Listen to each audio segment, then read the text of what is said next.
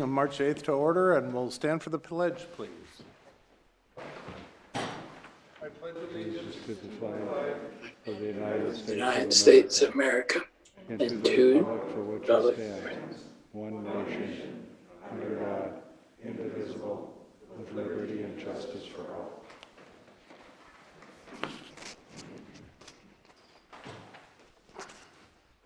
All right, thank you all for coming. First of all, we've got some additions to the agenda, and I'm going to run through them quick. On the C1A, we've got updated special council meeting minutes of January 19th. E2A, we've got a quote from High Tech for garage dehumidification exhaust system, a quote from High Tech for a water softener, and this in the fire hall, and a pay request from number 7 from High Tech for the fire hall. And we got an update on the punch list for City Hall, and we've got a request for High Tech to release retainage for the City Hall here, the punch list that we've been holding for them.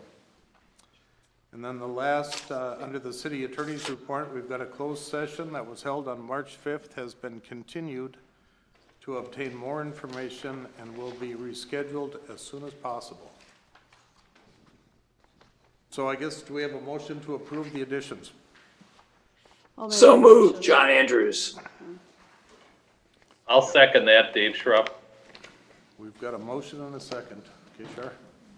Dave Nevin, Yes? Dave Schrupp, Yes. John Andrews, Yes. Aaron Herzog, Yes. Marcia Ziebert Bowles. Yes.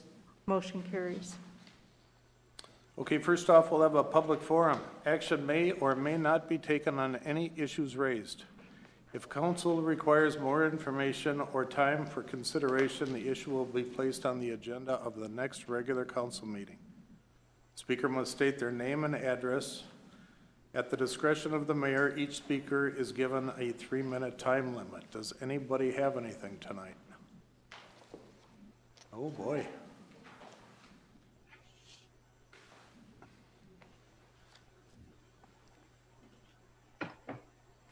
Name and address, please. Hi, my name is Lorna Chambers. My address is 35281 Maple Lane in Cross Lake, Minnesota. Welcome, Lorna. Thank you. I wanted to take a moment to thank our firefighters for helping me when I had a fairly significant injury. So that's what I would like to add as new business. Very good. You want to tell us any more about it, or just thank you? Well, no, I'd like to tell the little story. So in Go December, ahead. I slipped and fell in the dog park. I was trying to be a good citizen. I was picking up after my dog and broke my leg in 2 places. So I was very fortunate. You know, I called 911 and I had firefighters and the police were there and EMTs come to my rescue. And I was in the hospital for a few days and I got out and I was able to, well, 3 friends and I were able to get me up the stairs. I have 10 steps to get in my house and I had no weight bearing in my right leg. So that was a bit of a challenge. And then my significant other, Randy, said, hey, you know, we should call the fire department and see if they can help you get to your medical appointments, at least get you up and down the stairs, and we can have somebody drive you. And you know what? They did. They did that even when I had to go in on an emergency basis because I got an infection in my incision. So it was kind of like these guys, you know, they'd get a call and it would just be like, hey, everybody meet up at Lorna's and, you know, take her up and down the stairs a few times. And when I'd get done, I'd call and they'd bring me back in the house. That's so, fabulous. You know, my friend, one of my best friends who lives in South Minneapolis is like, I just don't think that would happen for me here. And I was like, well, that's just one of the many benefits of living in Cross Lake. Randy, do you want to add anything to that, or are you going to let her have it all? So if Chip wouldn't mind coming up, I brought a little something for the department. Chip, that is a very good stroke for you and your guys. Thank you. Thank you very much. It's good to see you walking around. Yeah, I'm getting there.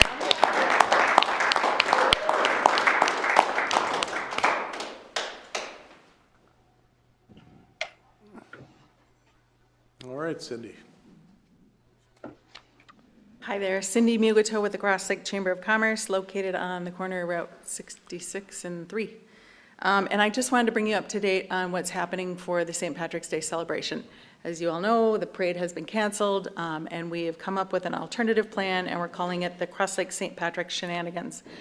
It consists of just a couple of things. One is a yardie party decorating contest. So the businesses in town, may have noticed the green is starting to appear. It is a decorating contest, and we invite the residential neighborhoods to play the game as well. We will have the judges, St. Patrick's Day Committee will be judging the competition in both categories, residential and business, and the winners will get bragging rights and a trophy. So it's just that simple. And then we're doing a Lucky Leprechaun Amazing Race, which is an app-based game. So when folks get to town, they will find any of these posters, scan this very simple QR code with their phone. There's enough people in here, it'd probably be worthwhile. Scan the QR code with your phone, and it will open an app when you can start your game. So you will travel to 1 or 30 different businesses participating in the game. When you get there, you'll check in, you'll answer a series of trivia questions, take a photo, maybe a video. You will earn points. You will be in to win a prize from that business, and that's it. Players will have 2 days to complete these missions, all day Friday and all day Saturday. And that is in an attempt to, the event is executive order friendly, COVID friendly. It's played individually or in small family units, small friend units. So you can travel around town for 2 days and shop at the local shops, dine at the local restaurants, and win some prizes doing it. There are other events taking place in Cross Lake. The bars and restaurants, it looks like the weather is going to be favorable, so they will have live music at their establishments, shopping discounts, great deals. So this St. Patrick's Day celebration has been so important to the economy of Cross Lake in years past that we felt that we just can't let the weekend go by with nothing. So we feel like this amazing race is going to be amazing. It's going to be super fun, and again, COVID friendly, so everyone can participate, all ages, all families. We don't know how many people to expect, no clue. But as I was driving over to City Hall tonight, I did notice that the sidewalk still has ice and slush on it, just the one on Route 66. So I didn't know if you were planning, traditionally the streets are beautiful for the parade. Recognizing we're not having a parade, that probably isn't necessary, but it would be nice just to have that one path blown off, just because we do expect there will be people in town for the weekend. So just to make it safe. That's it. Thanks for doing the best you can do, Cindy. It's going to be fun. In spite of it all. Good Yeah. for you. Yeah, thank you. Good for you. Does anybody else want to come up? Okay, we'll close the public forum. Oh, Mr. Linder, come on up.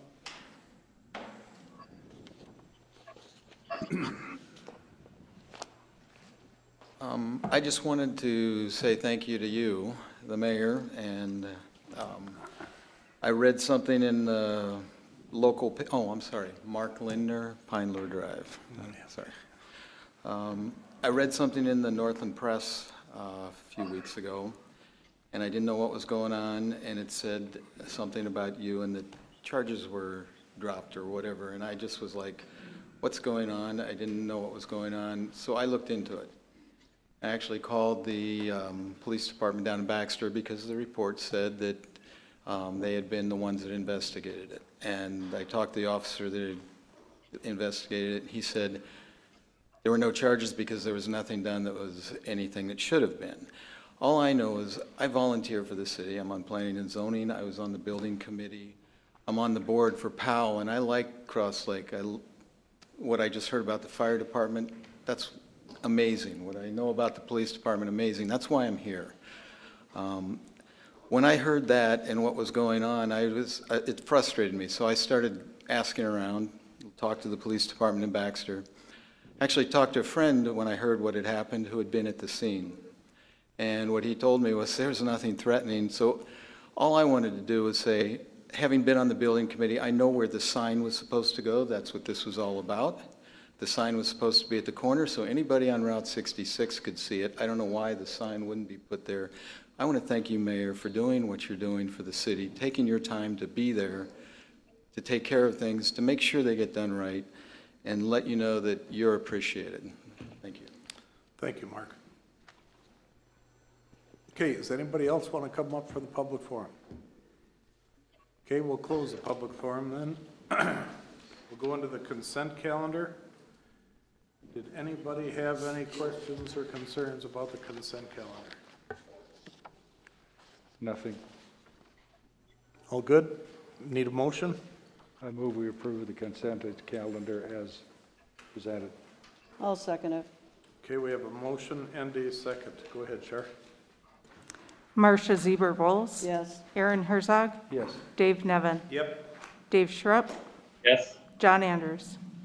Yes. Motion carries. Okay, next is critical issues. I'm not sure how you want to handle it. Is Carla White here? Oh, you're both on there? Carla or John, do you guys want to give us an update? Sure.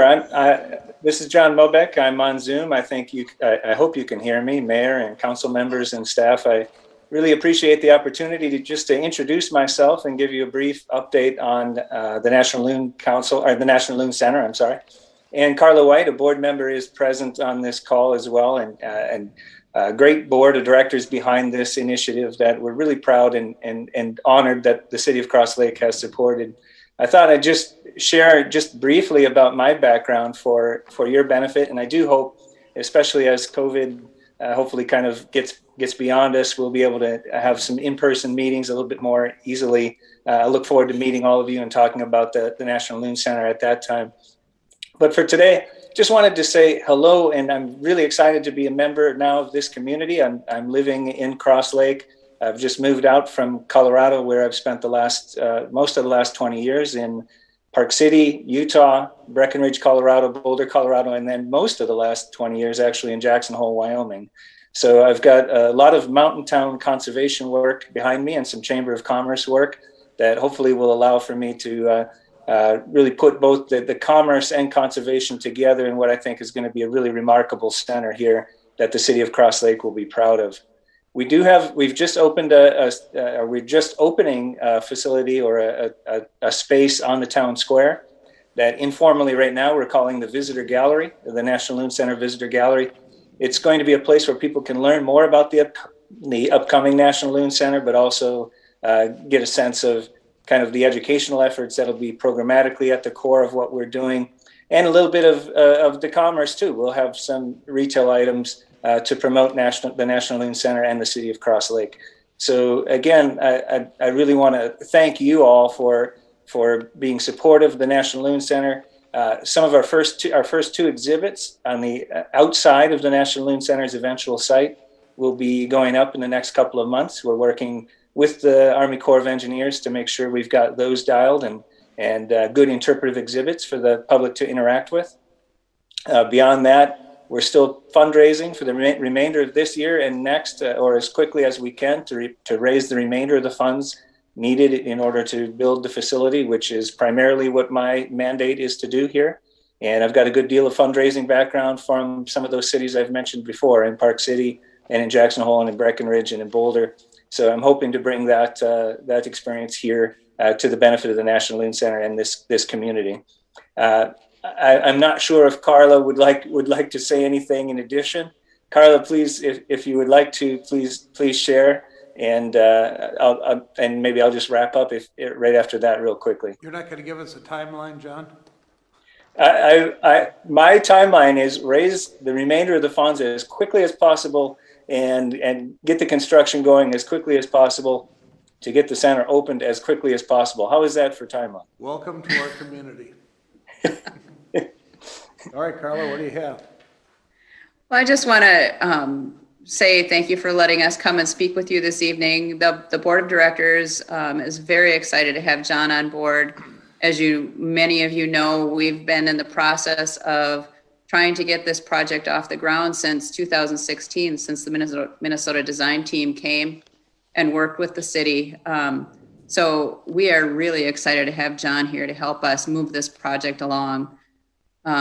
So John's got some great initiatives in mind. He just sent us out an update this afternoon about some of the conservation things that we're going to be doing.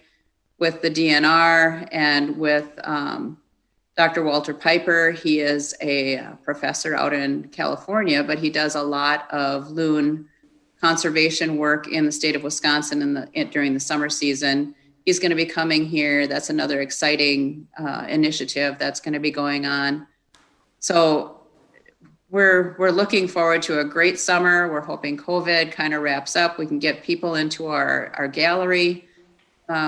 So we're looking forward to it, and I hope you all stop by and visit with John in person when the opportunities arise. So thank you again for having us. Carla, thank Yes, you for all your... thanks to all of you for sure. And please do come and visit on the town square. All righty, thank you both. You're welcome. Okay, next, Tyler Glenn and Bladick, update Crow Wing County COVID-19 business grants. I do not see him in the audience. I don't see him I on don't Zoom know. either. He's not on Zoom. So- I don't know. Cindy, you don't know anything about it or anything, or?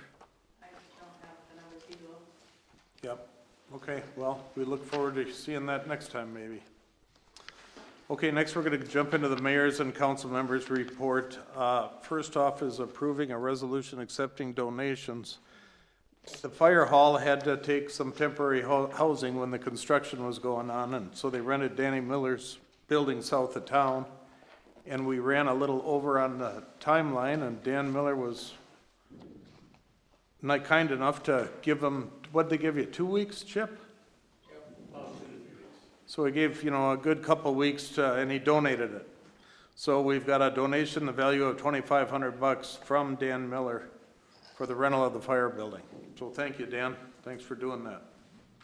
I think we have to take action on it. I move that we approve the resolution. I'll second that. Okay.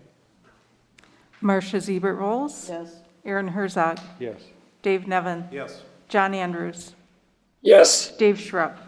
Yes. Motion Thank you, Dan. carries. Okay, next we have an update on the fire hall. Well, the trucks obviously are all in there. I think, come on, Chip, do you want to help me with this? I think they got all the floors done, the painting's done. Not furniture, but the cabinets are going in, the lockers are going in. Yeah, they're moving along pretty good. We have our trucks back in there. That's the only space that we're really occupying other than the decon room. We don't have the hot water going yet, but hopefully in the next couple weeks. They painted the entire admin side of the building today. We had a little setback last week with some what do you want to call it? Sheetrock issues, so they had to repaint. So we're about a little bit behind there.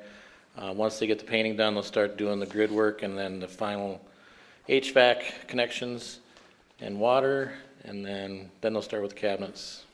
So that's where we're at now. So They're going pretty good. Yeah, we'll be putting the fire department will be installing the gear grid lockers on Wednesday. So oh, they will, you're gonna. that's what we get to do. How did that negotiation They go? came in as little pieces like they didn't want to see, so we'll have some guys that know what they're doing, so we'll be doing that on Wednesday night. So, Okay. Well, thank you. What day did you say you were doing that, Wednesday? yeah, Wednesday at our drill night. Oh, in the evening, okay. Yep. Thank You you. don't need any help, do you? No. Yeah, okay. Anybody have any questions about the fire hall? Anybody from the audience? No, okay. Next, we have a quote from High Tech. The garage stall that is not part of the big apparatus bay, there's a garage stall to the left that they park one of the trucks in. It was really not set up for a wash room, but they put water in it to wash. Chip's having trouble with getting rid, there wasn't a dehumidifier in there, am I saying that correct? So I think Chip is coming to see if we can put a dehumidifier in there. Right, so the old police garage or the ambulance garage will have two vehicles in there. When they did the demo, they took out the air exchanger that you used to have in there. I believe you had one in there. So there wasn't any. So when they put everything back together, the engineers didn't know that we took it out. So when we first brought our vehicles back, we washed everything and everything was wet. walls, windows, so there's no air circulation in there whatsoever. So we're trying to eliminate the mold problem, and I think that would be one of the first things that we should put back in there so we don't have that issue down the road. So the change order, the quote is for $14,258 to add the the exhaust is really what it is. So how do you guys feel about it? What do you want to do with it? I don't think there's a choice. Well, there's a lot of choices. Well, I realize that, but I think you really, if you want to make sure it doesn't become a problem. Water's in the room. There's water there. Obviously, you wash the truck once. Well, that, and when you come back from a call in the winter, you're gonna have snow and, it'll melt off the vehicle, so there'll be water. Dave, John, do either of you have anything to say on it? I agree with Aaron. I think unfortunately the old one's gone and the brakes, I think it's necessary. I agree. Okay, so probably enough said. Somebody want to make a motion on it? So moved. I'll motion that we accept the quote and move ahead. I second it. Dave Nevin. Yep. John Andrews. Yes. Dave Schrupp. Yes. Marcia Siebert-Vols. Yes. Aaron Herzog. Yes. Motion carries. Okay, Chip, so let's jump into the next one. The water softener that was in the old building was not adequate. Correct. The water softener that was existing, we were trying to keep it, to use it for the future remodel. Once they looked at it, the plumber decided that, or made the decision that it's not adequate or big enough to accommodate the amount of water flow that we have in the building. So under the state plumbing codes, we need a bigger water softener. For $4,908. Any comments on that? Yep, come on, Ted.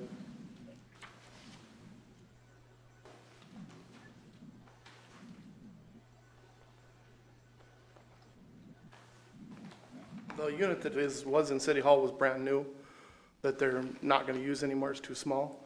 I can use that in the lab at the treatment plant. That's one thing we don't have down there. So if I could, I'd like to take it from wherever it is and move it down there, if that's okay. You didn't buy it. City Hall bought it, so don't start that. Repurposing. I'll move that we approve this, because it's something that they need. It's not a wish list. So I move that we approve it for $4,908.84. Schrupp I second. second it. Okay, sure. Dave Schrupp. Yes. John Andrews. Yes. Dave Nevin. Yes. Aaron Herzog. Yes. Marcia Siebert-Vols. Yes. Motion carries. Mr. Mayor, can I just give an update on my AV quotes? Sure. Oh, So we've been talking about AV and the audio video for the training room and the new fire hall.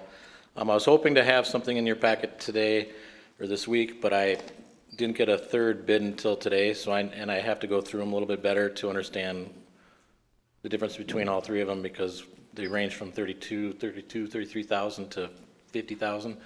So hopefully by next somewhat council meeting, whether it be a Public Works Council meeting or a council meeting, I'd like to get this out to you so we can get that moved forward once I narrow it down with a little more input from some of my guys that are IT specialists. What money did you have in there This is part of the stuff that we pulled out. pulled out? And what was that amount? I know there was 20, I believe, plus high-tech's pulling wire of 8, I think. I'm not sure. I'd have to look. I think it was 20,000. Okay. Yeah, so I'll get narrow these down and get a proposal and somehow to everybody when I get it figured out. That's all I got. Okay, thanks, Chip. Okay, next we got pay request number 7 from High Tech for the fire hall, in the amount of $250,000, and the way I read this is it's gonna leave a balance of about $94,000 plus any overages. Is that true, Mike? That's on just the high-tech contract, yes, not all the other things that we've approved. Well, right, but I mean, the change orders, the additions, That's correct. that's in addition to this. So we're Correct. gonna be secure if we release this money with 94 plus the other money they have into it for, Yes, this does not have all the change orders documented on here yet because they're still running those through the Gordian process. okay. Okay? I'm sorry, Mike, what was that? There's 2 change orders that should be on here? There's additional ones that were approved tonight Yeah. Oh, that are not included on here. okay, yeah. Well, and I don't think they've recapped the whole project and have got everything totaled up. You know, so there's additional monies on there, but. Looking at this right here, I'd say we're cutting it a little close with work to be completed, but when you add the rest of the change orders that have not been paid, I think we're plenty secure with it, so. We're looking for a motion, I guess, to approve pay request number 7. I so move. John Andrews. I'll second it, Dave Schrupp. Aaron Herzog, Yes. Dave Nevin. Yes. Dave Schrupp, Yes. John Andrews, Yes. Marcia Ziebert Folds. Yes. Okay, next we got a letter from High Tech, and this is going back to the sign that we talked about last month. And we tabled it, but they would, you know, they're just asking what should they do with it. So they had a half of the sign in the original estimate. I asked them to put another number together so we could have signs from southern and northern approaches so they could, you know, you could find City Hall. So they came in with a 7,694 change order. Is everybody familiar with that? John, Yes. Dave? Yeah. Are yeah. you guys prepared to move that forward tonight? Well, I'll just be honest with you, you know, it's an additional fund that we don't have in the budget, and, you know, we just spent some more money on it, so, and I don't know, I'm just wondering if we could kind of wait until, you know, I'm not there right now, but I don't think a 2-sided sign, given the slope of where it is and you got to get it out of the right of way, it might end up being a sight line issue. Maybe half a sign just marking where the city is along with the county signs would work. I mean, it's like $8,000 and it, you know, I get it. You need a water softener and you get a dehumidifier, but now another 8,000. It's just, I just got to quit spending. I mean, and in my head, we got to start pulling back a little bit on the things that aren't totally necessary. That's just, Dave, my John Andrews' view is, as I stated originally when the topic came up, which was about 3-4 months meetings ago, is that I felt people could find City Hall, and I really don't like more signs in Cross Lake. That's just it. Thank you. Okay, Aaron, Marcia, either you have a comment on it?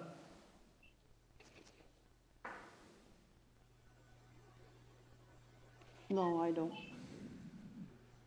I guess my thing is I'd like to see if there is an effect, but use the old sign to see if that actually has any kind of an effect. And I think we can get it out of the sight line so police, fire, whatever, don't have a problem getting out.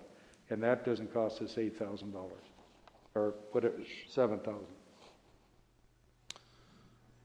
And Okay. then we can make this a budget line item if we feel that it's necessary for 2022.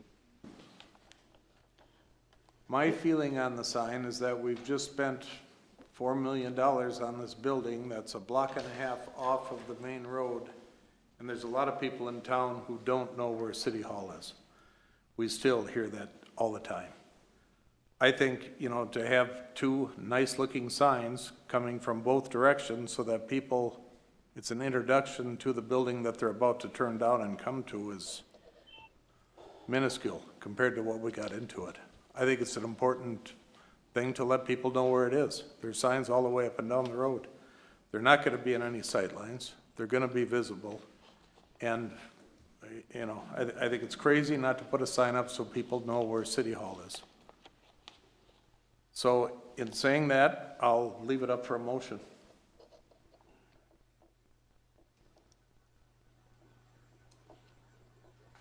Well, if the intent is to put a double-sided sign up, it'd be kind of foolish not to do it now and put it in the 2022 budget, because it's gonna cost us a heck of a lot more then. I don't know why you'd only want to have people see it from one direction. Well, I'm just saying, You know, is but, if- yeah. there's no point in putting it in 2022. If we're gonna do it, we should just do it. Right. So I'll make a motion, we approve the sign and get it moving forward, get it in construction and get it installed as soon as they can get the ground open. So that's my motion. Do I have a second? I'll second it. Keshar? John Andrews, No. Dave Schrupp, No. Marcia Ziebert Bowles, Yes, Aaron Herzog, No. Dave Nevin. Yes. Motion does not carry. Motion fails. Aye. Okay.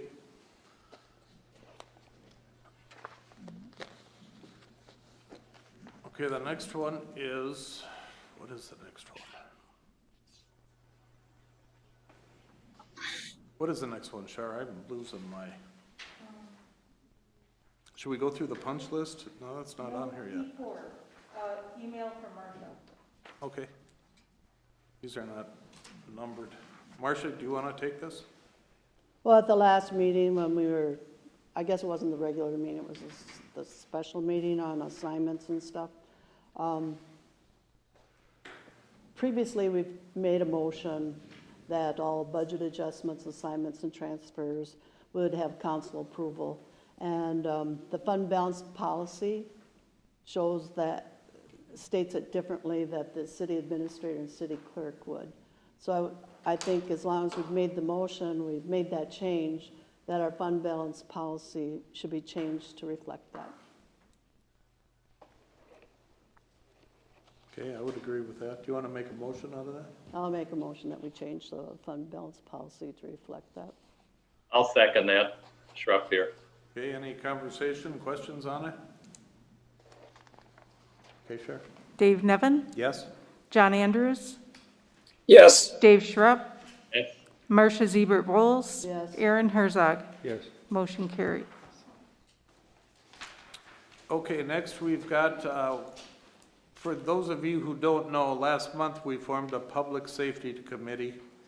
And this month we've had 3 people come up and volunteer to be on that committee. Robert Heels or Healy's? How do you pronounce that? Heels? Heelis. Jeffrey Pfaff and Kevin Sedovy, and I think we all feel comfortable with all of them being on it. So I would like to make the appointments that they're all on it. That's a motion, I'll second it. Okay? Aaron Herzog, Yes. Dave Nevin, Yes? Dave Schrupp, Yes. John Andrews, Yes. Marcia Ziebert Bowles. Yes, Motion carries. Okay, so under 6, we've got a draft minutes of the March 1st Cross Lakers meeting. What did you want to do with that? I was told that you wanted those on the agenda. You were? Yes. Well, an update, is anybody from the Cross Lakers that want to give an update?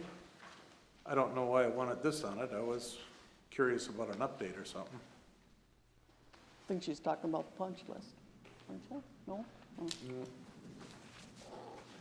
Peter Graves, I can speak to this issue. Good. You had given a call saying that you would like on a regular basis or at these council meetings to get an update of the topics that Cross Lakers have been discussing. And when we talked about it within our group, we thought maybe the best way to do that, most efficient, would be to get our minutes out to the council members. Sure, okay. As part of your packet. Okay. So what we've done simply is try to get our minutes done in draft form, because we haven't had a chance to approve them yet, but get those into your packets so that you have them available. Usually, one of our members is at these meetings, so if you have any questions that come up, you can certainly Yeah, Peter, and I guess what I was talking about mostly, I mean, this is great, but just for you to go on TV for the camera, just to kind of keep the community updated, is kind of Okay, more of a verbal, here's what we got going, here's what to look for. okay. So that's what I was talking about. Yep. I mean, this is good. We This is can great. certainly do that. It's again reviewing things that the council is hearing, such as what's happening at the Loon Center, what's happening with Yeah. the St. Patrick's Day activities. Right, and maybe there's not much to do, but it, you know, you guys do your thing every month, and, you know, we should know what you're doing, a little Okay, bit. But this is good. Please keep sending it. Yeah, okay. Thanks a And lot. it'll be the next president after me that will probably be responsible yeah, for doing whoever it. wants to do it, it's All right. pretty informal, but thanks, Peter. Yep. Okay, we've got an update on the punch list at City Hall. Now, Char, it looks like you have got a few more things than Andy Picard has got on it.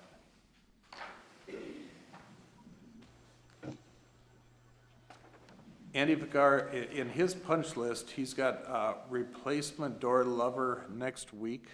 I don't know what that is exactly. The next one's plumbing issues, parts are on order and to fix today. Did they fix them today? No, someone said those parts are out a week or so.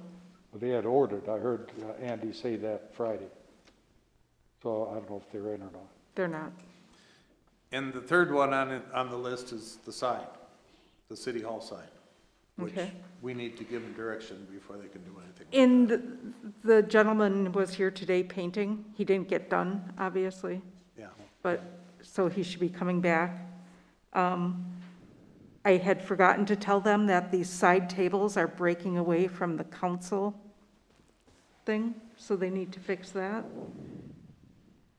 yeah. And they're doing a couple more door stops. He forgot about them. Okay, and there will be things that will come up. Right. On and off through, certainly through the first Very year. minor from where we were at. So I just read through the list I had. What else is on the punch list that you gave me here? Anything? Or should I just read through them? I'm just not familiar with them. Microwave is in, stove's in, that's good. Little painting on the wall. Tables here.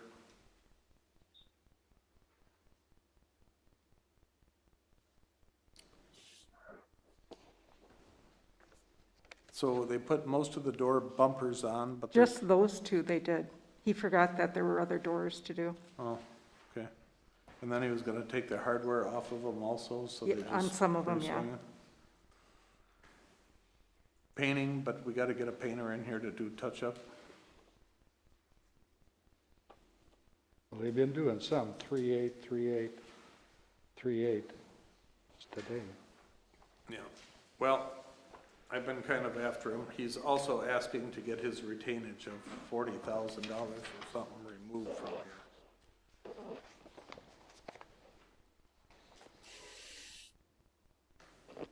So, I guess that's not this motion. This is just an update on the punch list. So the next one is request from High Tech to release retainage on the City Hall project of $41,064.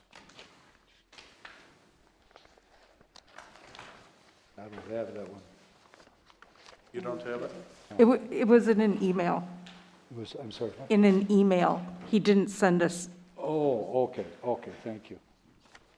So, you know, we held $40,000 till they finished up here, and they're still not finished, and now he wants it. And he kind of commented to me that contractors, commercial contractors must hold back from each person who works on the project. So he's saying some of the people could use the money. And I told him, I said, we'll just get the thing done. But I don't know how you guys feel about it. Release 30,000 and keep 10 till they're done? I mean, we're kind of playing cat and mouse with them. there's not a lot left. I don't think it's a big dollar amount left for them to 41. finish, for them to finish. Yeah, right. I mean, the sign is probably the biggest thing, but without our direction, they can't do anything with that. So I guess I'll make a motion to give them $30,000 until the rest of it's completed. I'll second that. Okay, we have a second. Go ahead, Char. Dave Schrupp, Your mic is not on. Can I talk just a little bit? Can we get him to give us a commitment in writing on when he's gonna get this all done? I mean, just doing that effort's gonna make him think a little bit about what's going on. He doesn't have much to do, Dave. You must be reading from, the list that I'm looking at must be different than some other list we have. You didn't hear me just go over the list of things to complete? Yeah, right. But it sounded like there was some things on there that weren't on the one that's in the packet on E7. Well, that probably is true, but in the first year of construction, certainly there's gonna be things that come up every week or month. So this list is gonna build. Things are gonna happen. This building's gonna settle. Do we have some sort of a warranty on that stuff until a certain date? Well, you know, typically, it's certainly a year, and then as the years go on, it decreases. But it's a full blanket, Brad, is that correct? Year? 1 year on pretty much everything, 2 years on some things, and then 10-year for more structural issues. Right, but mechanical, furnaces, Two years, goes or out. that's for 2 years then. Yeah, Right, and that probably goes to the August or something like that, or when did they start on it? Unless you're going well, August. it's probably an occupancy, whenever, that was probably July, but whatever the occupancy date was, that's where the calendar would start on it, All right, so. all right. I'm okay with it. I'll say yes as long as keep watching the punch list until then. Okay, So that's we have a motion. Yep. Dave Schrupp, Yes? John Andrews, Yes. Marcia Siebert Bowles, Yes. Aaron Herzog, Yes. Dave Nevin. Yep, Motion carries. okay, I think that's it for me. Mike, it's up to you. All right, thank you. Item 1 under my report is, we seem to struggle at a lot of meetings with sound, especially for those that are on Zoom. So we'd like to revisit the microphone issue. So there's 2 quotes here for your consideration. They're basically the same ones that we had last fall. The price hasn't changed. They're through Stewart Sound Systems LLC. Jody Stewart, if you remember, he was the gentleman that put the acoustical panels in here and helped us tune our system. If you want to go with additional microphones to improve your meetings, they'd be just like the ones we have right here. Be 6 additional mics for about $2,500. There was a lot of talk at that same time about if you wanted to go with wireless ones, which are significantly more expensive, just over $16,000. So if you'd like to reconsider that, you know, we've got a way to facilitate additional mics for people, so you don't have the headsets. Hey, Mike, Yes. could we, actually, these meetings I've been able to hear really well. Okay. Looking forward to get back. I was wondering if the rest of those people that are on Zoom now, if they're having any issues hearing, if we could hear from them. John Andrews will comment. Had a miserable time at, I think it was Public Works or zoning. I think it's Public Works. I could hear some people and others I couldn't make out at all. Obviously, we have COVID and some people wearing masks. My thinking, though, is if citizens across Lake, for whatever reason, are wanting to also be on Zoom, and if they're hearing it like I am, some meetings it's just horrible to try to understand. Now, I would admit tonight is fabulous, and special council meeting worked well. But I've had meetings that are not working, and I don't know all the details. I just know it would be very difficult for citizens to listen in. Nancy? Can you hear okay? Yeah, we Nina, can. I can hear you. yeah, Oh, I can hear fine. We had one message from a citizen. All's good? All right. How about Pam? What's your message? Oh, No issues, Marcia is hard to hear. It's what she wrote. So, well, I'd say we go the $2,500 and get some more of these. They seem to work good. Well, I think we should I mean, wait I until think after this the works a lot masks. better than the one you're using. That's part of the problem. So if we had 6 more, we'd have 9 in total. We could move them around a little bit or something. Yes. Like, can't we wait for budgeting for next year? Well, we could. Until after We we could, get. except we gotta be a little more sensitive using those mics then, because they Well, don't work I'll very well. hold mine up for I didn't, that wasn't directed at you. 2,500. Well, they couldn't hear me. No, okay, If you want to whatever. hear me, I can I'd go speak with up. whatever, but these, I like these ones better. They seem to work better, but, okay. Mike, could I stay on that for a second? Dave? Mike, where would that $2,500 come from? We would take it out of our, there is no budget for it right now. We could come back and see if we could do an amendment to move something to make that work, if you'd like to go for these, or you could spend it out of your reserves. Now, are you talking about a specific reserve account? It's not getting into our No, it'd be out of your undesignated fund balance. You know, and we could get 3 more too. Well, but if you're gonna do 3, do 6. I mean, that doesn't make sense. If there's a place we can take it from, I'm fine. Otherwise, I agree with Marcia. It should be budgeted. Okay? So All right, if you we could can bring it back next- revisit it. I'll agree to that. Okay, Bring it back next month. we'll bring that back next month. All right, let's go to item 2 then. Now, item 2 is an agreement between the Board of Water and Soil Conservation, Clean Water Fund Coordinated Mill Overlay, Sewer Expansion, and the Runoff Retrofit Project. This is the 66 Stormwater Project.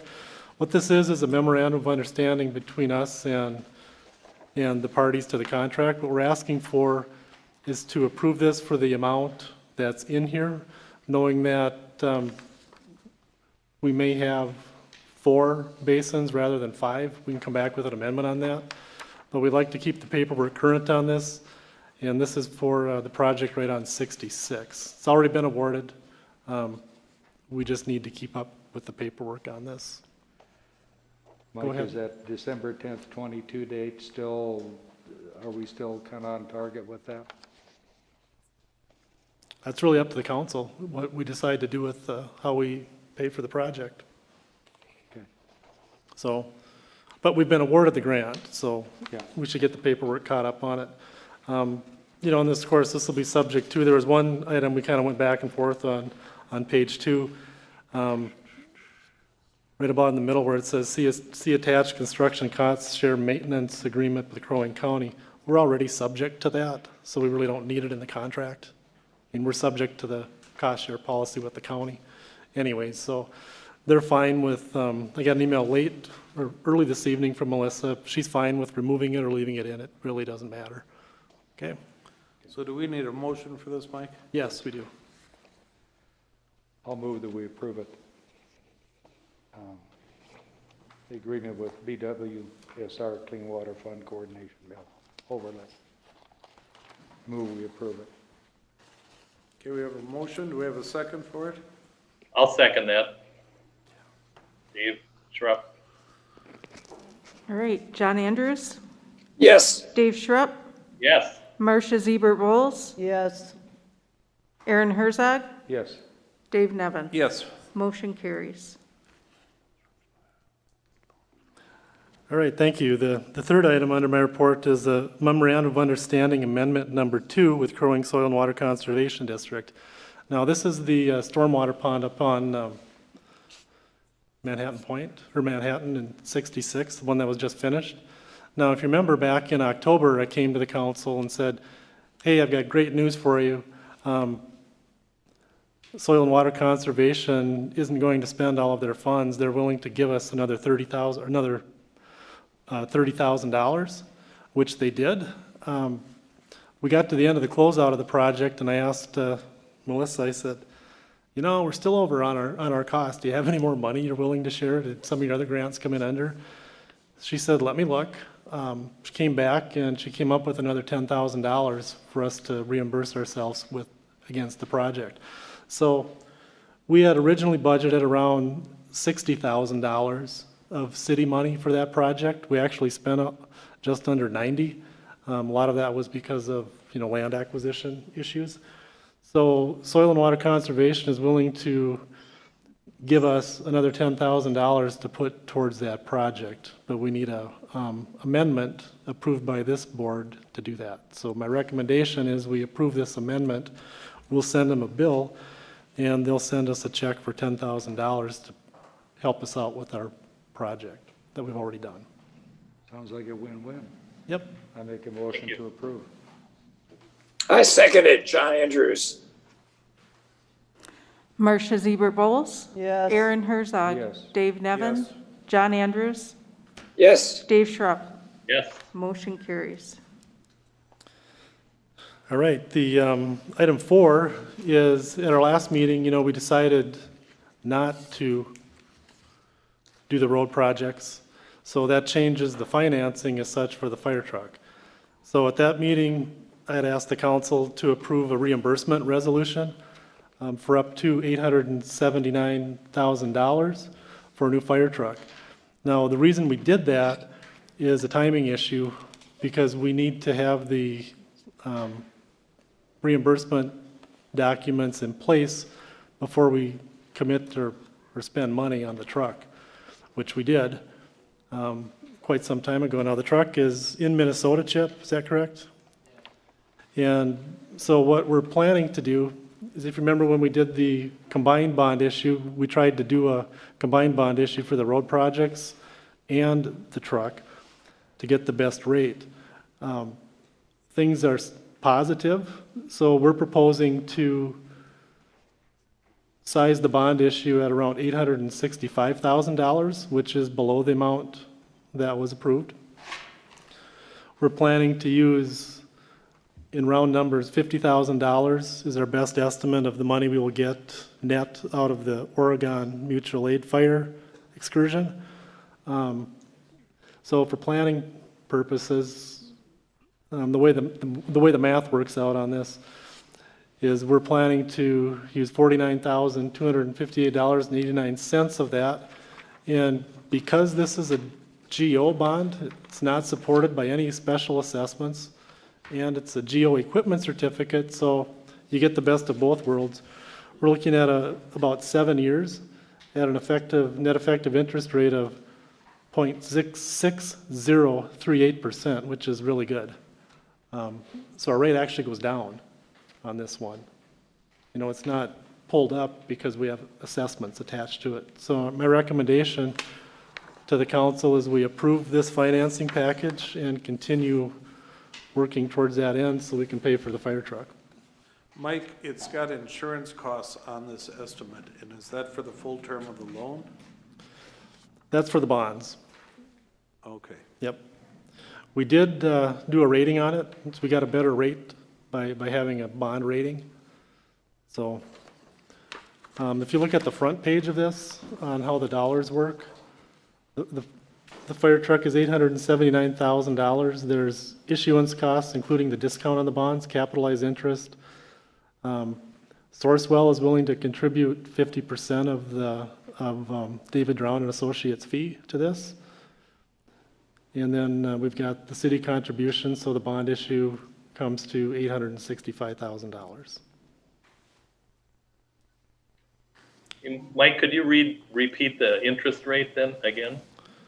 The net effective interest rate is 0.6038%. Oh. That's pretty low. Yeah, and the way we get by with that is the average coupon rate, the bonds are issued at different rates. The average coupon rate is 0.3952% in an average life of just under 5 years, which is really good. Nice work, Mike. I don't think you're going to do any better. Okay, so we need a motion on that, or? Yep, need a motion on that to keep moving forward. I move that we approve this general obligation bond equipment certificate. John Andrews. I'll second it. Schrupp. Dave Nevin. Yes. John Andrews. Yes. Dave Schrupp. Yes. Marcia Ziebert Bowles, Yes. Aaron Herzog. Yes. Motion carries. All right, thank you. And if you, just for your reference, and you're going to say, well, when's all this going to happen? There's a schedule on page 2 of the document that you have that shows the timing. So we initiate the competitive sale process tonight. We'll receive bids and awards on April 12th, and then we'll close on the financing given on April 26th, after which time we'll already have the truck and have it paid for it, so we'll be able to reimburse ourselves, all right? Okay, the item 5 is, I think all of you are aware that we have a lodging association in Cross Lake and Ideal in this area, Whitefish Area Lodging Association, and they collect sales tax on when people come and stay at hotels and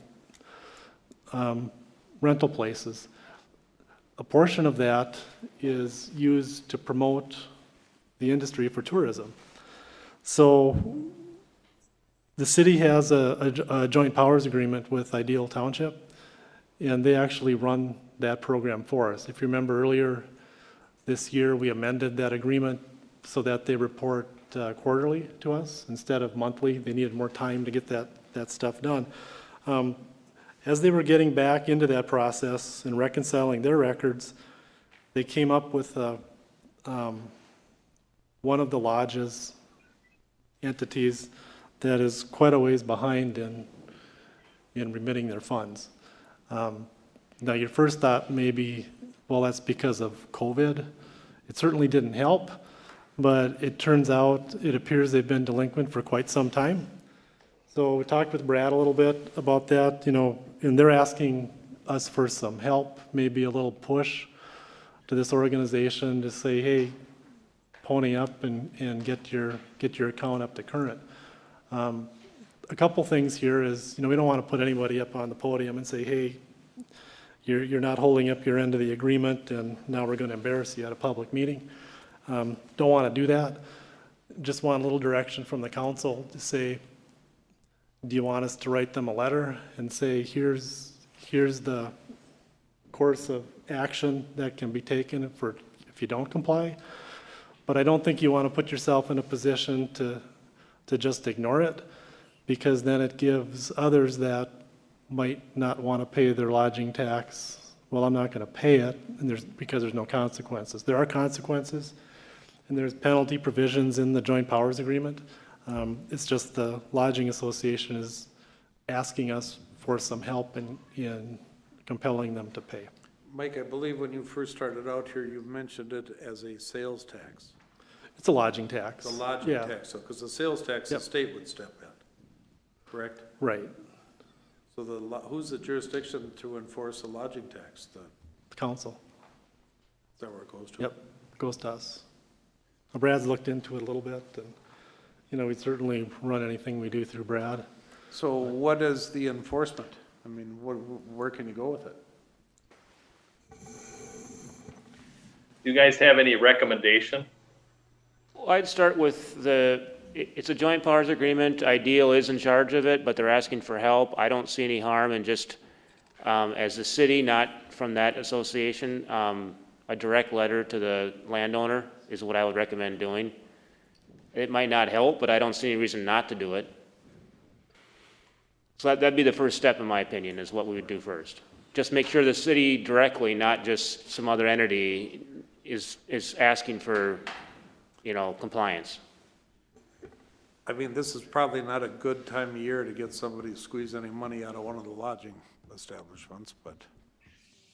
I agree with that, but we're going back way before COVID, this has been delinquent. Yeah, So. right, but I would still, I don't know, soften it up a little bit or something,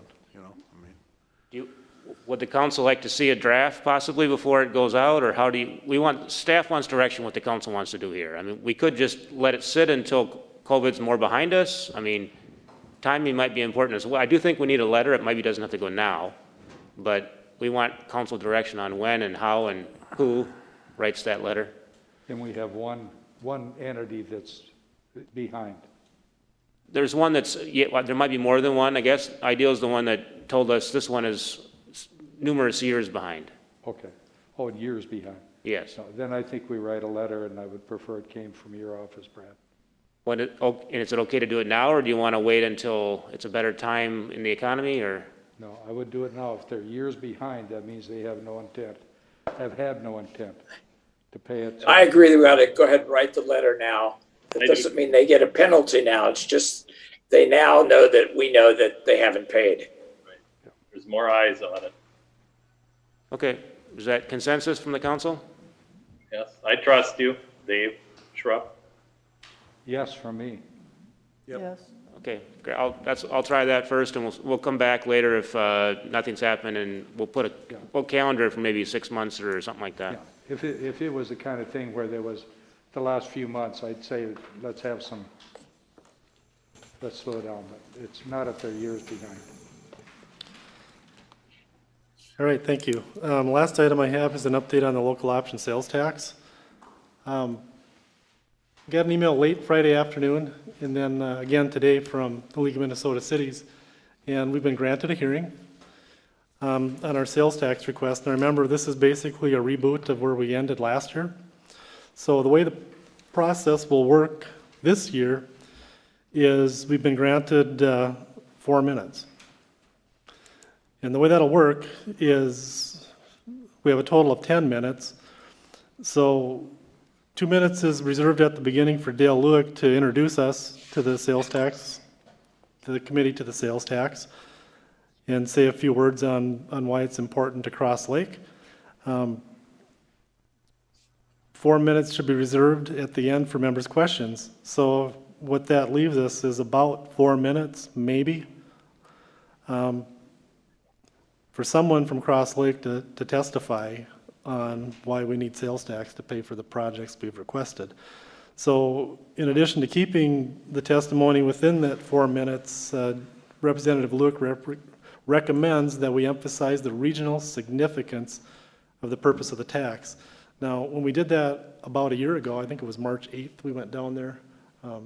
John Andrews went, and Dave, Nevin, you were there. We sat at the committee room in the Capitol and talked about why we needed sales tax. And at that time, we had 15 minutes to talk. This time, they're giving us 4. And it's down at the Capitol again? It's via Zoom. Oh. So if the council would like, I'm well versed on that. So I put all the documents together. If you want me to do the testimony and explain why we need this, I can do that and have others available from the committee, whether it's, Dave Schrupp, you were on the committee. Aaron, you were on that. So were you, Dave, Nevin. If you want to do it that way and make so you're available at that time via Zoom if they have other questions for you, but this is going to be really quick. It's going to be, why do you need it? Thank you, we're moving to the next one. You gave this speech last time? Most of it, yes. Okay. 3 minutes, 4 minutes, that's less than one person. Yeah. You'll burn up time switching people. It's enough time to say, hi, we need your money, and this is what we're going to do with it. Yeah, I guess what I would like to emphasize is since Dale Lewick, Representative Lewick is going to introduce us, he'll turn it over to me and I'll say, here's the regional significance of this project, hit on the highlights of why we need this and why the project funded by sales tax is of regional significance. It's an easy connect because of the tourist nature of our economy and how it changes in the summer. And things like why, we don't feel the local population should pay for 100% of the improvements when 80% of the retail sales come from not people in Cross Lake. So, Yeah, I'm good with that, Mike. So I will send, once I get the Zoom information, I'll send it to the group. So if you want to be available on Zoom, that's great. If they have other questions or just to show support, that would be fine too. I think it'd be better if anybody that wants to participate should meet here, and then one person takes care of it. If they need help answering questions, then the other people would be here, that person to help. Sure, we can do that. I think if we just did it out of one site, that would be better. Okay, we'll coordinate that. Okay. All right, so that's the update on sales tax. Thank you, Mike. Okay. Okay, commission reports, public safety.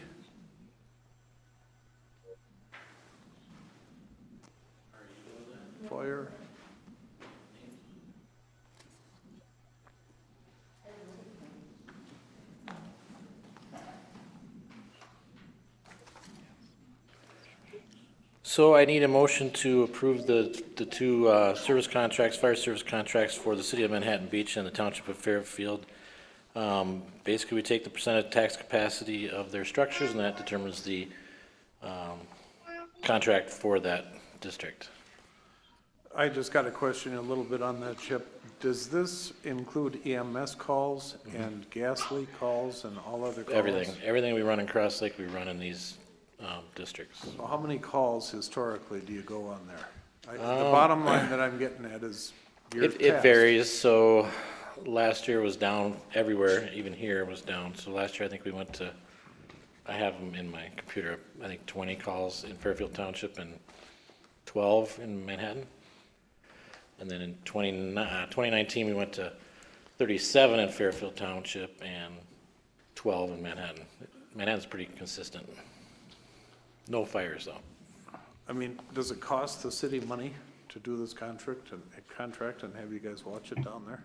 Well, yeah, we have to pay for payroll and fuel, yes. Well, no, I know, but I mean, at the end of the day, does it, after we receive this and pay that, is it, where are we at? We're ahead a little bit. I mean, that usually averages out over time. I mean, for example, the Manhattan Villa fire obviously was a expensive fire. Right. So. I mean, I'm not gonna try to dissect it, but I mean, hopefully we're looking at it that way. Yeah, I mean, it covers what we do. Okay. So I'll need a motion for each one, I believe, correct? Oh, separately? You can do them both? Okay.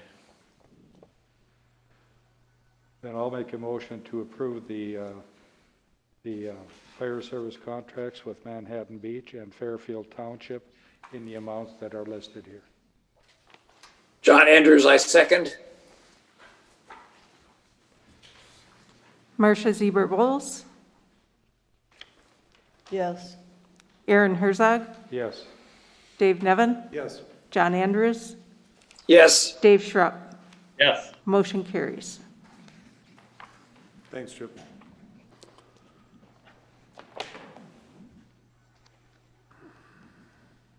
Eric, you got something to get rid of, huh? Yeah, I got a couple things for you. Good evening. First off is our 2016 Ford SUV that's being replaced as we speak. I need to get a motion that we can list that as surplus so we can sell it on gov bids or gov deals. And that's a standard procedure. Standard, yep. Okay. I'll make that motion. This is Schrupp. I'll second it. I guess the only thing I'd ask, I would love to see what you get for some of this stuff historically. The last one we got $8,000. And we went through gov deals and the highest bid that we got on that was $7,500. And Bill Rollo from Premier Auto said that he'd give us 8. And I'd put a cap at 8 on the vehicle. And we didn't get that. So when Bill came in and said he'd give us 8, it was $500 more than okay. what we. We always just say, put it on thing and it goes. We never hear what happens to it, Right. or where the money goes. And I'm sure the report shows that somewhere. The Taurus that we sold, I think went for $42 or $4,500. And that was a 14. And that was just this year that it sold, or late last year? That was, yeah, December. Okay, so you need a motion for that? We have, oh, okay. You ready? Go ahead. Dave Nevin, Yes. John Andrews, Yes. Dave Schrupp, Yes. Marcia Ziebert Bowles, Yes. Aaron Herzog. Yes. Motion carries. The second item, we're requesting permission to purchase 2 computers from Dell under the state contract. They will be replacing 2 4-year-old computers in the office. One of the computers is $1,216, the other is $1,764 and change. The more expensive one is to run our redaction software for our body and squad cameras, and that's just under the specs of what to run that software as.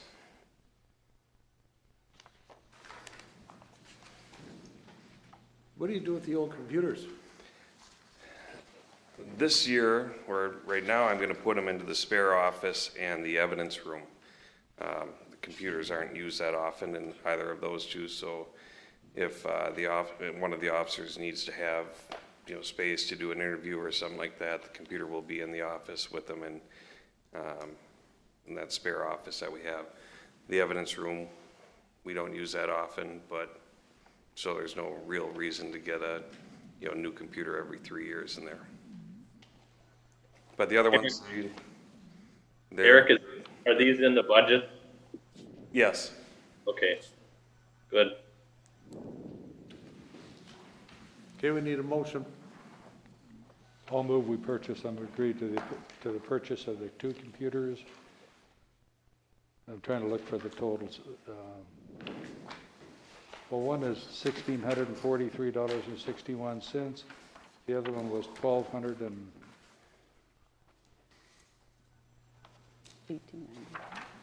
Cool. All right, we have a motion. Do we have a second on it? I'll second that, Schrupp. John Andrews. Yes. Dave Schrupp. Yes. Marcia Zebert-Vols. Yes. Aaron Herzog. Yes. Dave Nevin. Yes. Motion carries. Thank you.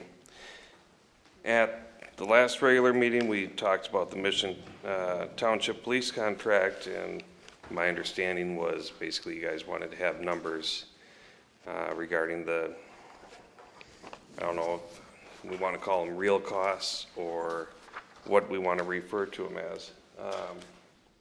It's not working? I won't put it up there then. Mr. Lyonnaise and I went through and did some discussion regarding the costs, and we came back and I brought it to the Public Safety Committee 2 weeks ago, was it already? Yeah. Yeah. And now I'm just bringing it to you guys to find out what you want to do. I gave you the numbers. I'm sorry I didn't get them until tonight with the hard copy, but emailed them earlier, or later this afternoon, I should say. This one here you're referring to?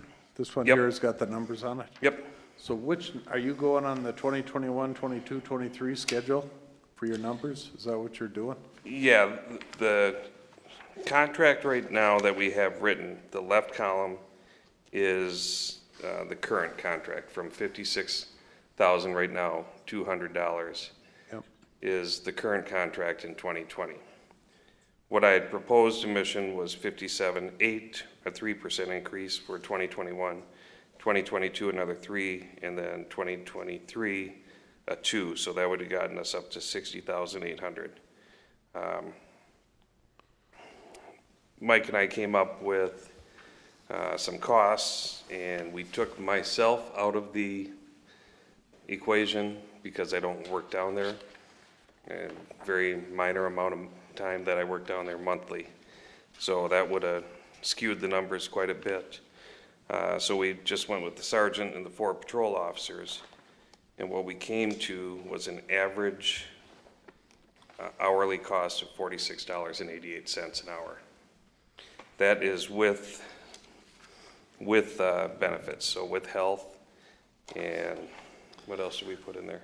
Yeah, one of the things we did, if we were looking at a fully loaded cost on the first page of the document you have, I looked at it from the perspective of if I were an independent contractor and I were going out and I was going to price out this service to make money on it, I would look at what would it cost me to hire someone independently to perform that function, fully loaded. And that would be, health, dental, vision if you had it.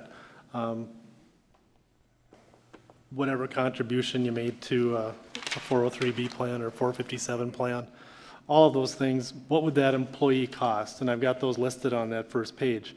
But then I started thinking about it and I said, well, what's really happening here? We're going to have these costs whether or not we have the mission contract. So what should we put in there and what should we not put in there? So if you take a step back and say, Chief Lee is using his staff to fit coverage into that area with the staff that we currently have, while at the same time being available for calls here without any service being diminished. So then you have to ask yourself, if you're going to look at it that way or a different way, does it make sense to include health insurance?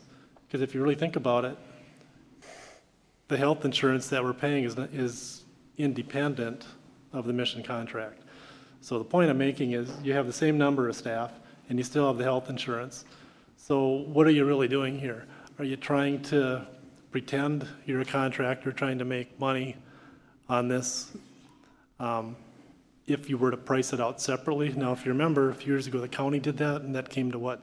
What was the number that came? About 86? Quoted me $86 an hour. They quoted Eric $86. So that if you do the math on that, that same service would be about $107,000 to do that under that process. That's not what we're trying to do here. We're trying to have a relationship that benefits both of us, while at the same time having a contract we can live with. So there's really two looks here. If you look at a fully loaded type of arrangement on our scale, that's where we came up with the $46.88 as an average hourly rate. If you turn the page on that and you look at, let's just take out health insurance, because we know we're going to pay that either way, whether we have the mission contract or not. The rate changes to about $38. And you're coming out just fine on the contract at the proposed 2020 proposal Eric's got on here for what I believe you're already in agreement with Mission, Eric? The 57, the 59, Yes. and the 60? Yes. With So that's Mission. already done. So depending on what your reference point is and what theory you prescribe to, you're either doing just fine with the proposal we've got here, or you're doing really close to that with it fully loaded. If you don't think that a 3% for the first 2 years and then a 2% is enough, if you want something other, then you should suggest what you'd like it to be. But the risk in doing that is maybe they don't want to agree with that contract. And then you've got $57,886 out of your budget, $59,623 out of it in '22, $60,815 in 2023 that you need to find a way to fill, either through levy or spend down or budget reallocation. Thoughts? Mike, this is Dave. I think the way you costed it with the insurance really is what it costs to have our guys on in-house. And so I think if they went to anybody else that had a similar department and they're doing similar costing, they'll come up with something that's pretty close. I like and would support, from what I understand Eric said, was the left column starting with the 57,886. Those are numbers they've seen. Yes. And I just go with that. We're not in this to get rich, and you're not going to get rich. And we do get a contribution to pay healthcare. So it doesn't cover all of it, but I think it's fair for them and it's a win-win for both. So that's what I would recommend. We just go with what they've already heard. Okay, Mr. Shep, I got something I got to throw in there. The 2020 contract price of $56,200. 8 years previous to that, what were the increases you did to it? Until 2017, there was no increase. No From increase. 48,000. So it was pretty flat. It was Now, 48,000 if we flat adjust, from 2008. if we adjust our cost of living like we do with all the pay increases in here and what we do everything else, and we did that back from that 8 years, which we should have been doing. Had we done that back then, we wouldn't be Yeah. having this discussion today. So these numbers are really distorted in a negative way. We're behind the 8 ball big time. During that time, though, you didn't see the cost of living increases that we're starting to see now. But yes, you're right. No, it's been 3%, roughly. I mean, it historically has been that for quite some time. But so, you know, that 62,870 gets us a little closer, and I think we should set it at 3% with a minimal adjustment each year on the cost of what the inflation is. I don't know, they're not gonna get it from the county any less. They need to have coverage. We're only talking $5,000, so do we give $5,000 away, or? I think that they're fully expecting and anticipating that they're getting a hell of a deal. I understand what you're saying. I think if you look at the mileage here, we're charging them 56 cents a mile and charging them for 25 miles a day. Now, I don't know what you guys do when you're in Mission, but if you're out there tooling around the roads, you're putting a lot more than 25 miles a day in. And that's figuring that they already have a squad. We still got to buy the squad. So this still seems like it's an unfair calculation of coming up with a charge for that. So again, it's really from your reference point. And the point I'm trying to make with these two comparisons is not to create an argument, but rather to show two different points of view on this. And one is, No, I understand. you're always going to have the health insurance cost, whether you have the Mission contract or not. So if you say, well, I'm going to take that out, I mean, you could pick anything else you wanted to take out too, but that one just seemed to, let me finish, please. Okay. You go from a surplus by doing that, to, there's about $11,000 delta between the two. So again, it's really from your reference point, and the whole point here is we have a good relationship with Mission, and I'm not supporting, I mean, I get your point on that. We're trying to get as close to zero on that change as we can, and still have a contract to supplement our budget. Now, if we don't have that contract, then what you're really looking for is where am I going to come up with $60,000 to support the budget for the police? Right, every year. Every year. Okay, so 62,000, or 6 to 8 years ago, we had 4 or 5 cops? Now we got 6? Maybe cut. So, I mean, if we lessen our burden, we lessen the need to add another squad, another cop too, right?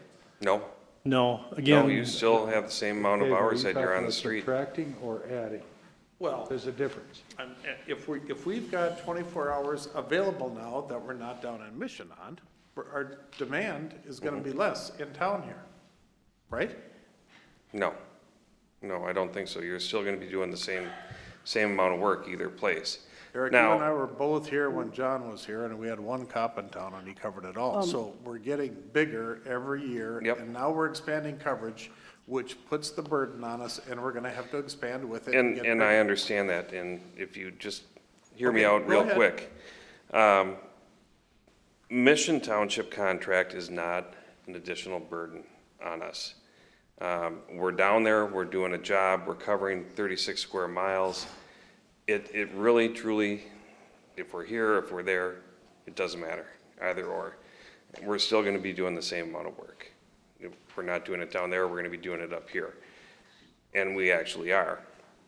We have, a lot of times, 2 officers on duty a day, or, at a time. A lot of times, many days throughout the week. When we have the 2 officers on duty, 1 is down there, 1 remains here. So we have coverage. So we're not losing any coverage. We're actually still coming out ahead by supplementing our budget. Can I say something? I think that the benefits should be included in that. We're paying for the vehicles, the maintenance, everything else, and I don't know what if that's all included in that 56 cents a mile. I know that's IRS, but we need to cover the wages and the benefits, and I clearly think that they should still see they're getting a good deal. And there's no reason that the Cross Lake taxpayers should be paying for services, for police services in Mission Township. And they should pay the salary and the benefits. And I want to have a good relationship with Mission Township too, but we have to look at the right thing to do, and the right thing to do is to do the salary and the benefits both. We need to defend the citizens of taxpayers of Cross Lake and look out for their best interests.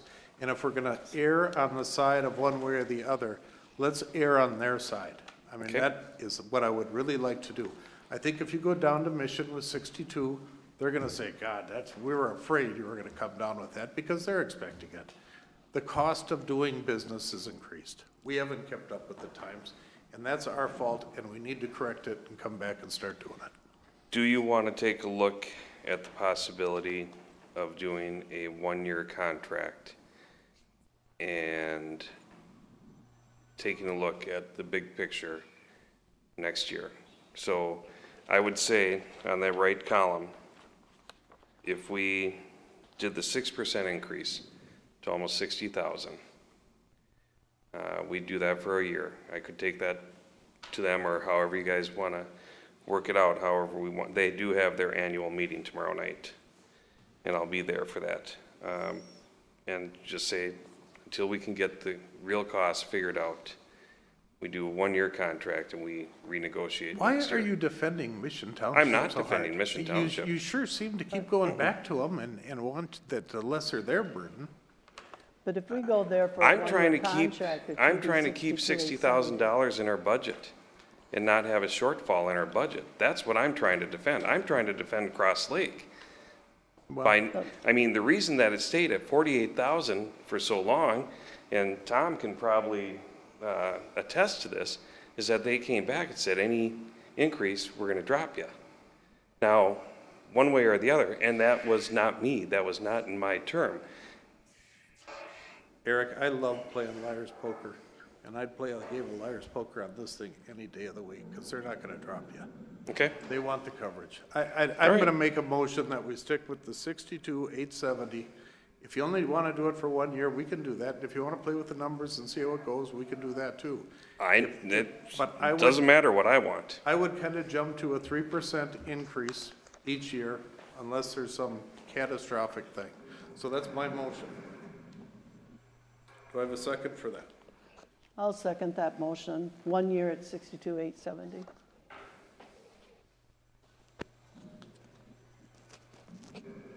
Dave Nevin. Yes. John Andrews. Yes. Dave Schrupp. No. Marcia Ziebert Bowles. Yes. Aaron Herzog. Yes.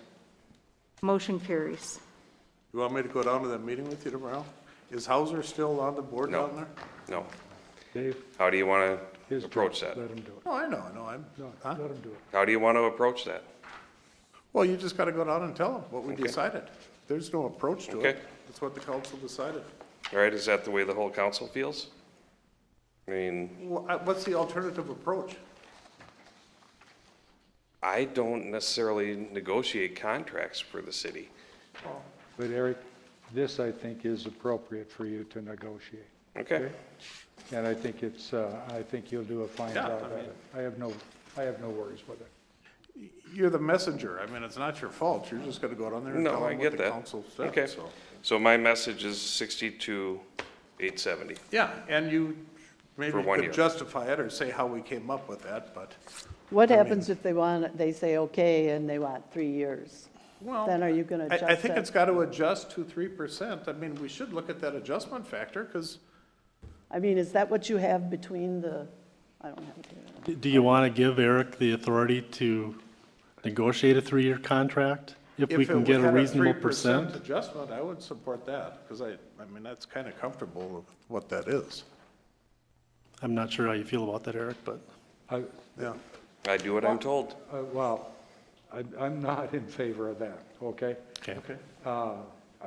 If you want to do that, do a 1-year contract, tell them we're coming back, and the next one is probably going to be 3% or, what is it, GDP? Whichever is greater. Okay, but for right now, 1-year contract, see how it works out, see how the numbers shake out, and we'll come back. We're not going anywhere. Okay. Yeah. Thank you.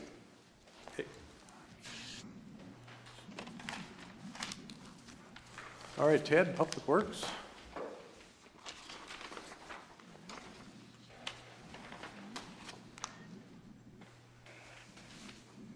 Good evening.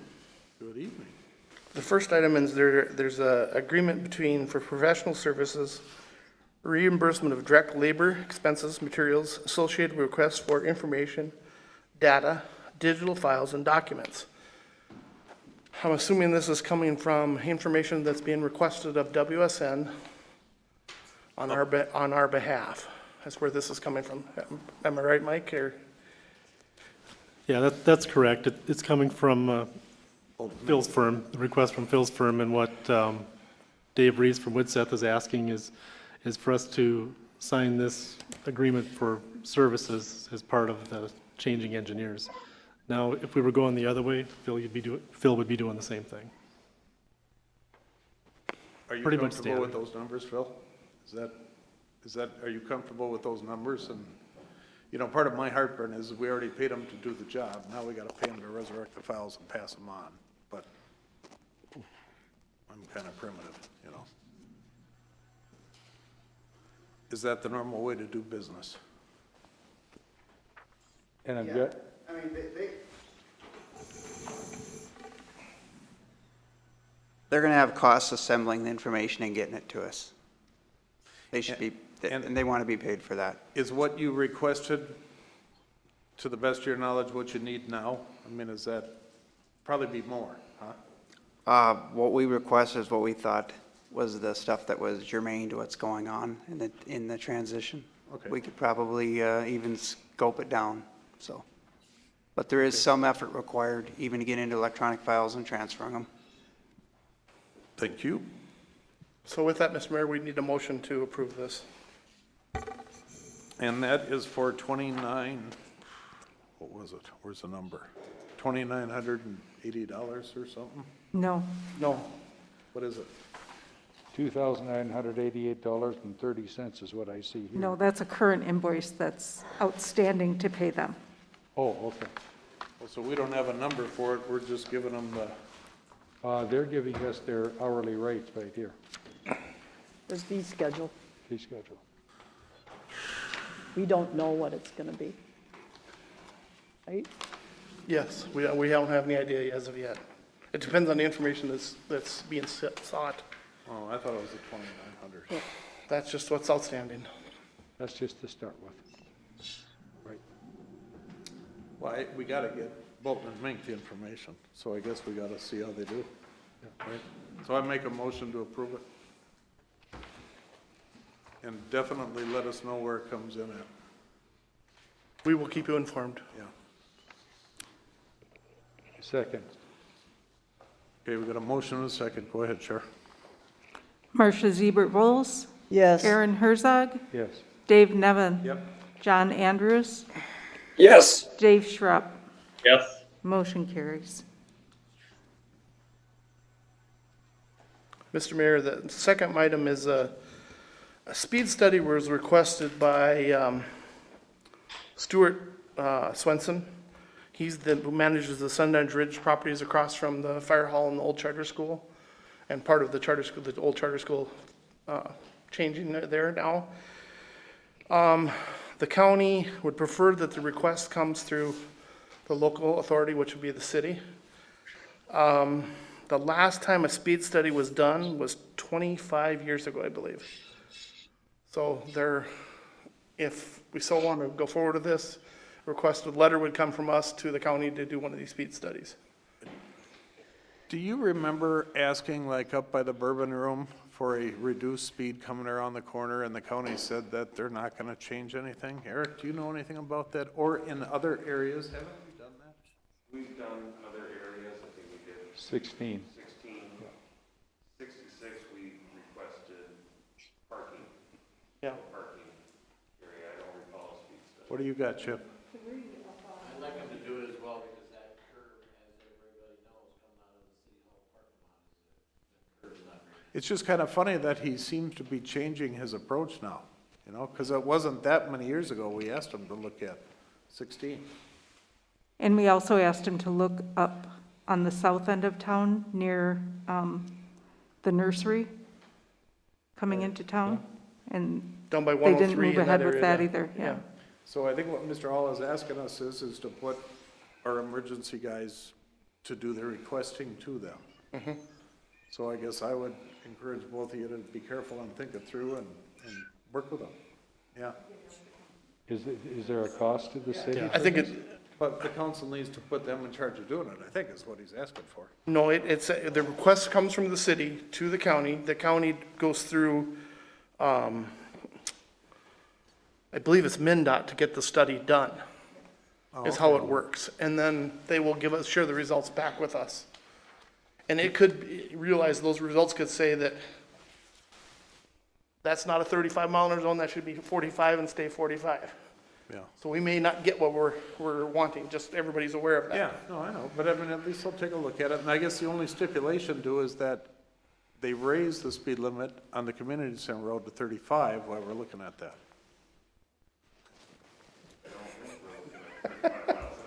That's state statute, I don't know if I could change that one. If I recall correctly, though, when they did 66, 25 years ago, they wanted to lower the speed limit than increasing it. John Andrews here. I can't hear.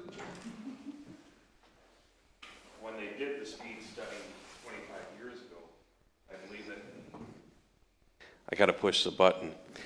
So when I they did can the hear. speed study 25 years ago, I think they were requesting that this piece right out front be lowered, and it ended up raising it to 45 from 35, I think. Well, whatever, I mean, I think we gotta kind of rely on them to, Ted, who pays for this? I don't know. I Be can't tell careful. you who pays for it, it was never Because it might be expensive. shared with me yet, I don't. I think it's a county road, I would think that it'd be a county liability. I would think they If would we're- just if we're do it. requesting it, we may be the ones that are responsible for paying. Well- Remember that. I So can't find answer it that, I out do not before know. we- Maybe we should find out before we go ahead and Yes. request it. That's my. Good that's idea, my- Aaron. Can I comment. ask this as a permission? If there's no cost to the city, with your authority and you all agree, can we move forward with it? If I ask that question? Yeah, I think if it hasn't been done in 25 years, I think we've got a responsibility to do it, so I would agree with that. So if, we've got a first and a second, can we vote on it then? Or, Did you make a motion? No, I thought you did. I'll make a motion that we request the study pending no charge to the city of Cross Lake. second. Marcia Ziebert Rolls. Yes. Aaron Herzog. Yes. Dave Nevin. Yes. John Andrews. Yes. Dave Schrupp. Yes? Motion carries. And the last one is, you heard the request from the chamber. We've heard many residents asking us when we're gonna take the last a little bit of snow off and sweep so they can start walking. I know we've got the big shenanigans weekend this weekend. We would have been doing it for St. Patty's Day. We would have had the bike path cleared in a normal year. It won't take us long to do it if you, so give us permission to move forward with it. So are you talking about the bike path on 66 down the main drag? At least that, yes. Are you Well- gonna come up and take off the snowmobile stuff too? What's that? The snowmobile on the sidewalk? They're, Yeah, most That's of that is melted, but yeah, we'll take what's left. okay. I think so. So is that a 3-hour deal or something? I mean, tomorrow it's gonna be 60 degrees. Tomorrow I afternoon would be a think great tomorrow time to afternoon, do we're it. probably in an hour and a half to 2 hours, it'll be done and swept. Is there any risk of you guys ripping that blacktop up while you're I'm doing gonna be it? watching so nobody does that. That's part of the reason I'll be observing. I guess I would support doing the main drag, going down there, but, you know, we can't go down all the side streets. Okay? So that's, I guess, my view on it.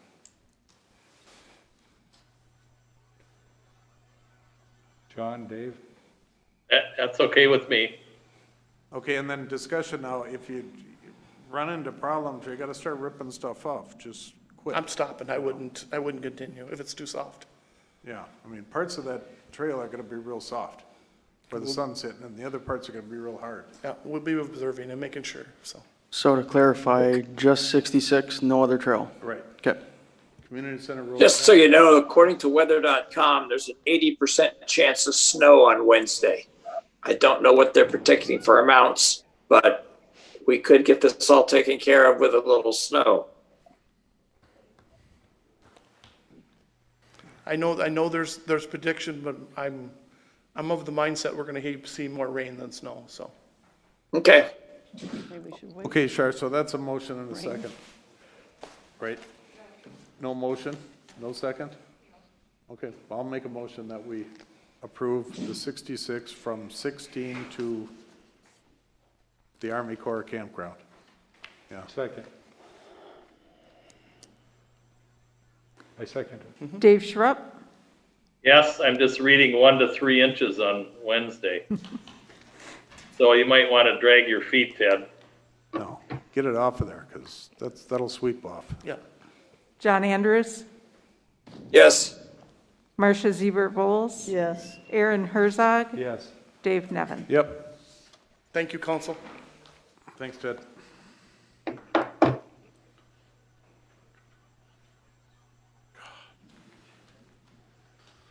Good evening. Before you, you have a request to update the surveillance system at the Cross Lake Community Center. We have 17 cameras, 11 outdoor and 6 being indoor.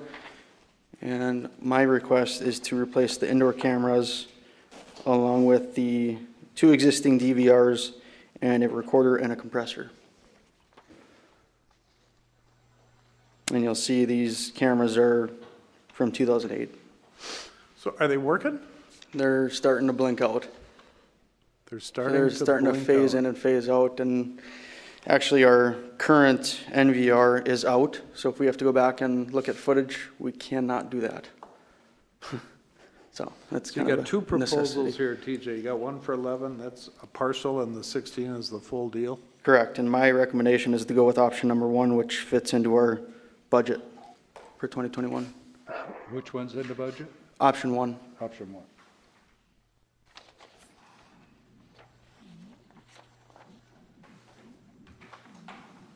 Okay, do we have a motion for that? I'll make that motion as long as it's in the budget. Good job, TJ. I'll second it. John Andrews, Yes. Dave Schrupp, Yes? Marcia Ziebert Bowles, Yes. Aaron Herzog, Yes. Dave Nevin. Yep. That's all I have, thank you. Thanks, TJ. Okay, city attorney, we got a... Oh, public forum, okay. Action may or may not be taken on any of the issues raised. If council requires more information or time for consideration, the issue will be placed on the agenda of the next regular council meeting. Speaker must state their name and address at the direct discretion of the mayor. Each speaker is given 3 minutes. Does anybody have anything?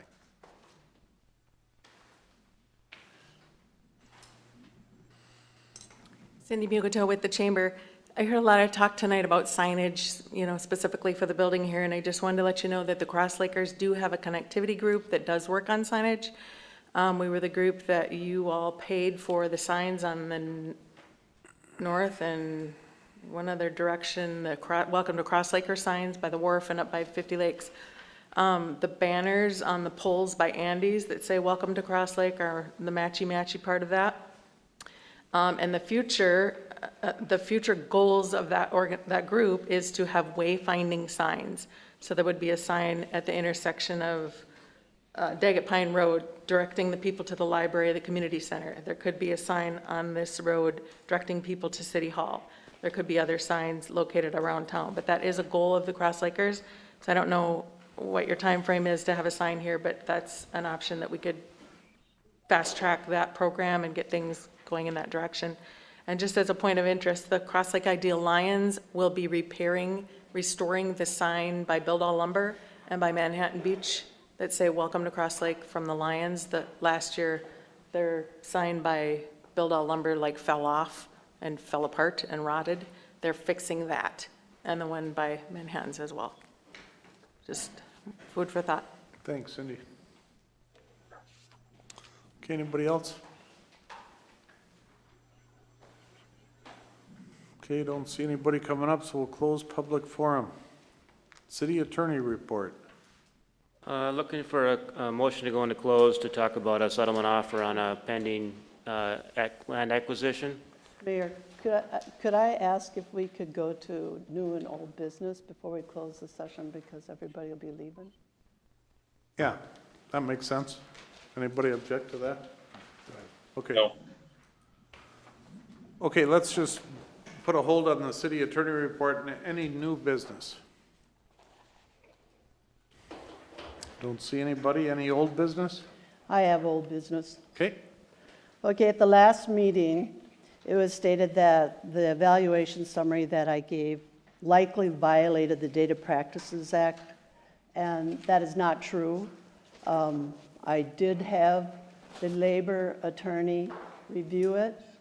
Brad Person was copied on it, so, and then I did call her the next day and have her review the tape, and she said it was okay. So since it was in the minutes at the last meeting that it was likely violated, I would like to have it in the minutes this month that there was no violation, so that it's recorded in the minutes that there was no violation. I agree with that, Marcia, unless somebody disputes that. Brad, can you confirm that? Did you have a conversation with Jessica about that? I didn't have a conversation, but I was copied. Okay, so that's, I don't, from what I understand, I don't disagree. yeah. Well, I will make a motion that the minutes be changed to reflect that. Well, you wouldn't change any minutes, you would add it to this. I want it meeting. recorded in the minutes for this meeting that there was no violation, That's and what that I'm- it was per our labor attorney, the Okay. Cross Lake labor attorney. And she did review the tape, and it was okay. So I just needed the public to know that there was no violation. And I needed it recorded in the minutes for the sake of the city council of Cross Lake. Thank you, Marcia. Is that okay that I made the motion, but she worded it? Because she said exactly what I was going to say. Do we need a motion on that? She made a motion, Oh. I'll second it. Okay, then you're seconding. Dave Schrupp, Yes?